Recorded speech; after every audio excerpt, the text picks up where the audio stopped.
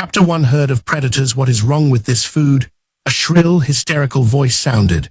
The hard clatter of silverware hitting dishes followed. Several people in the dining room turned toward the woman making all the racket.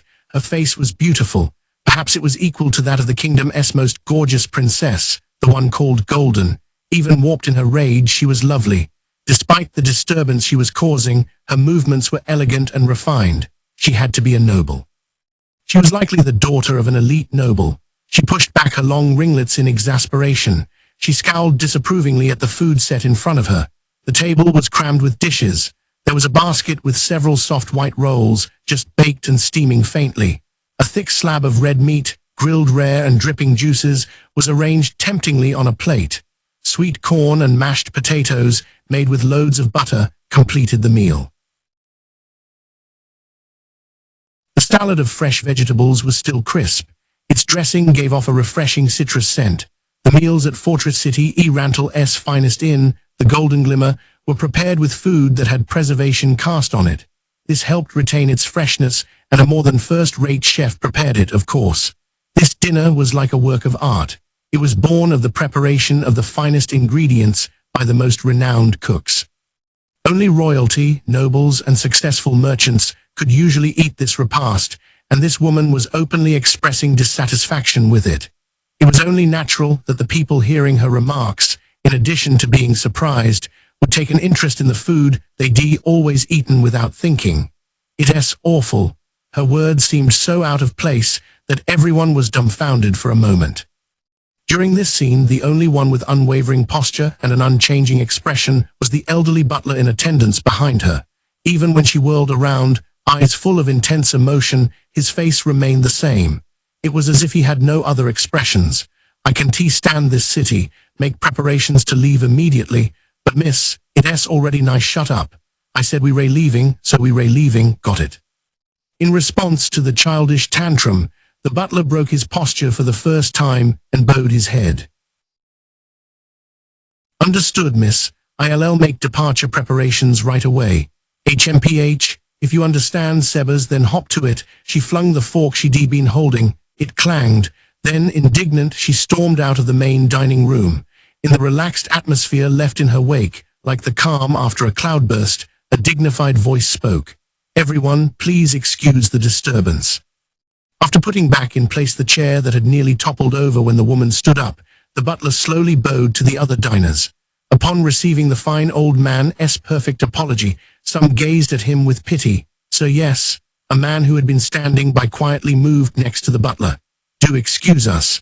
I hardly think it will suffice as an apology for the commotion, but please allow me to pay for everyone's meal. The faces of the few people who heard what he said lit up with delight they couldn't conceal.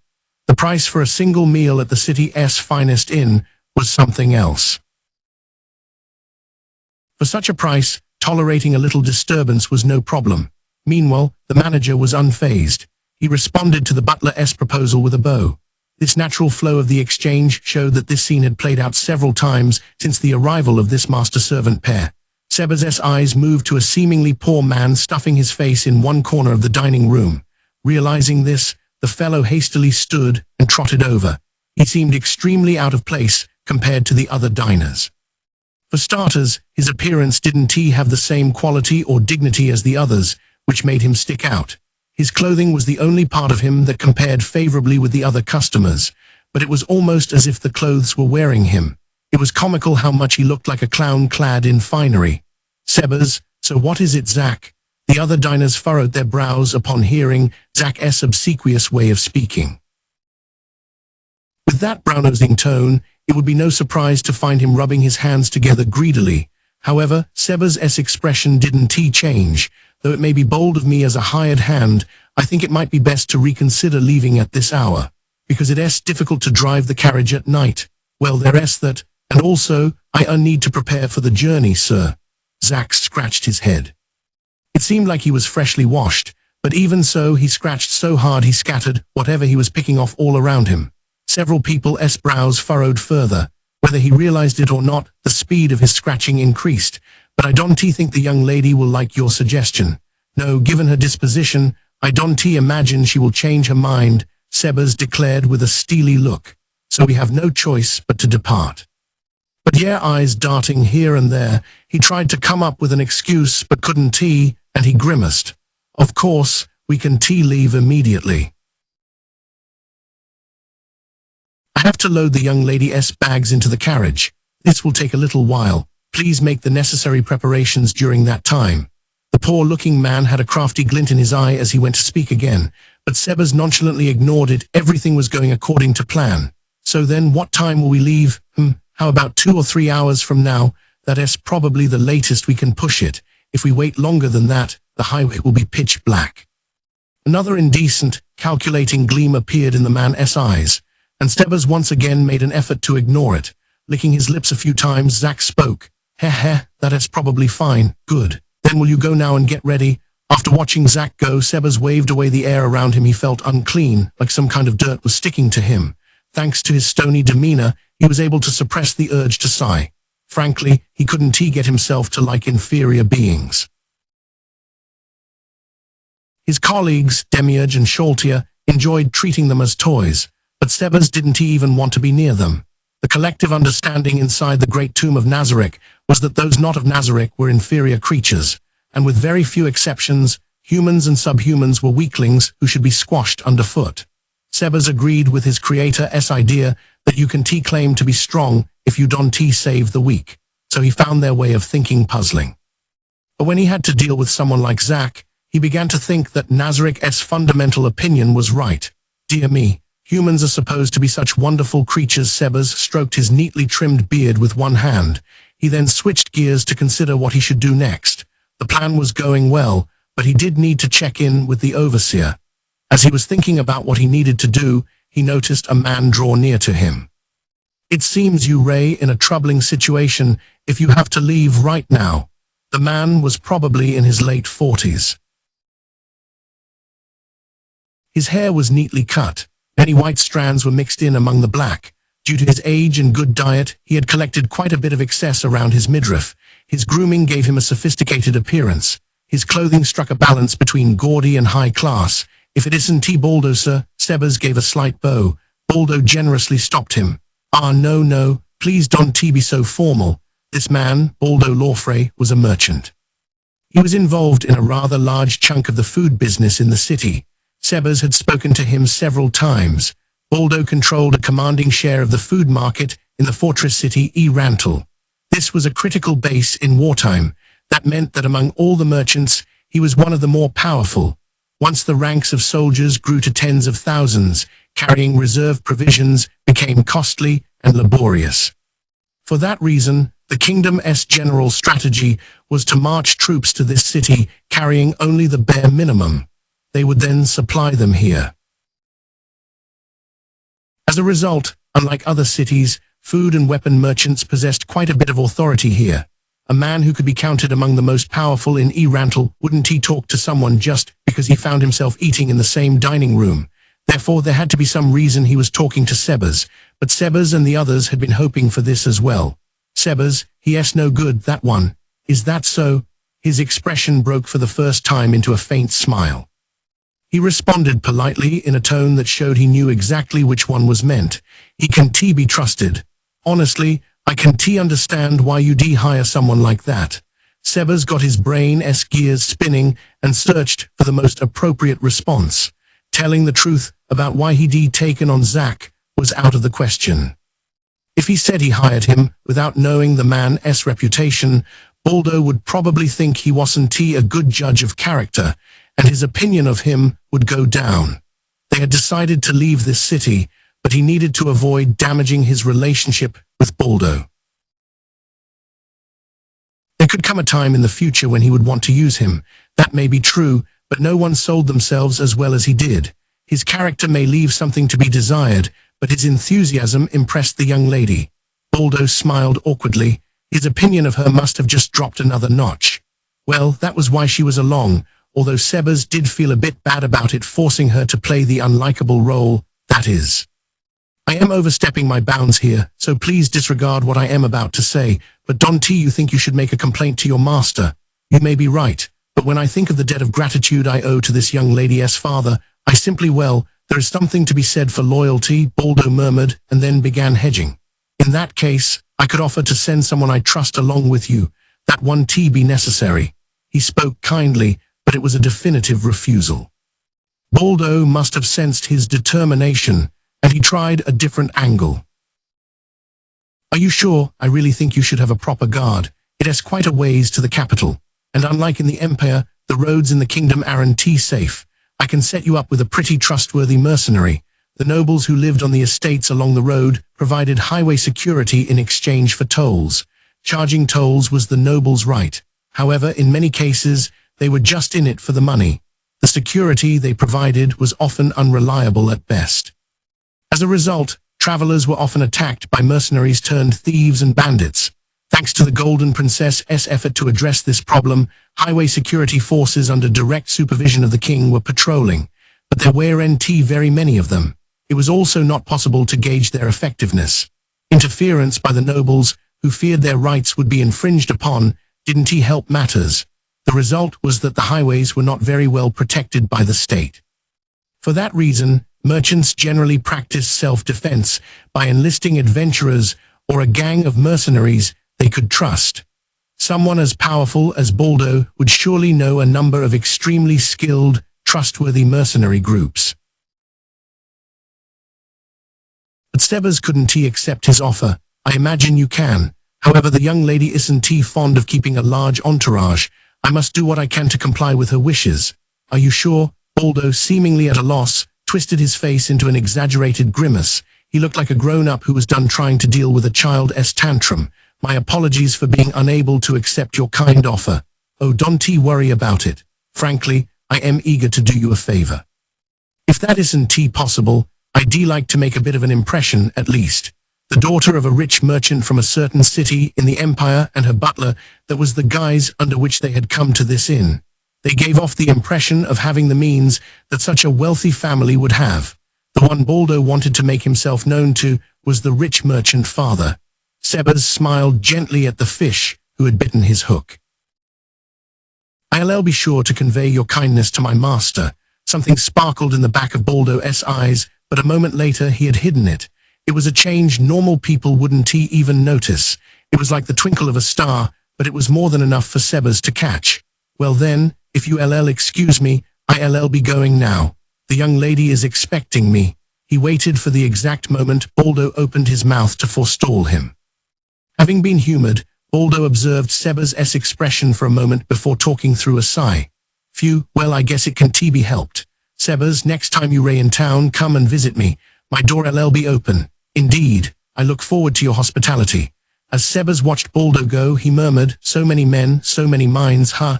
Baldo's actions weren't entirely driven by the ulterior motive of profit. Sebas could tell he was genuinely concerned for the lone woman and her butler. It's because there are humans like him, because there are humans who try to save the weak, that I can dislike them.